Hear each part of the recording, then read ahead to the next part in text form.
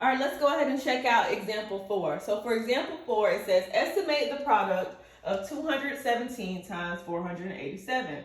So normally when people see the word estimate, this is where the confusion comes in because they think that you estimate at the end or you're rounding at the end. So estimation and rounding are closely related. Estimates are just more general ideas of rounding. So we're going to use what's called front end estimation. Normally, when you see the word estimate, you're going to lean towards this particular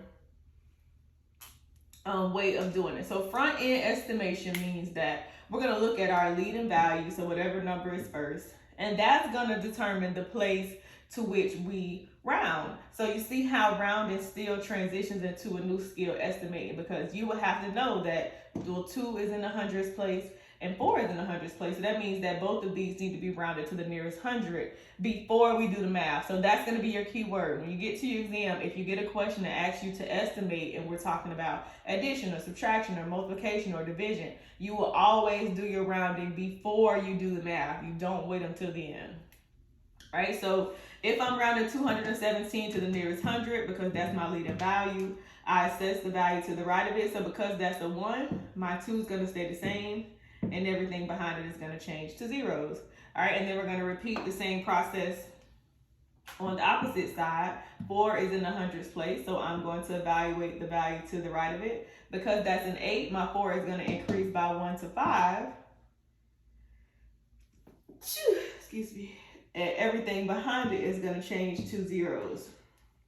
All right, now that we're in this space, now we can go ahead and do the math. So that's the only extra thing you guys have to remember is that anytime you guys see the word estimate, always do your rounding before you do your math. And your rounding is based on your lead and value. All right, if I do 200 times 500, that's going to give me 100,000. So the good thing is, of course, remember for this exam, you guys can lean on your calculator to help you in terms of arithmetic. You just have to make sure you understand the concept and what to do. So one last time, anytime you guys see the word estimate, we're always going to round before we do the math. And you always round unless otherwise stated, unless the question specifies.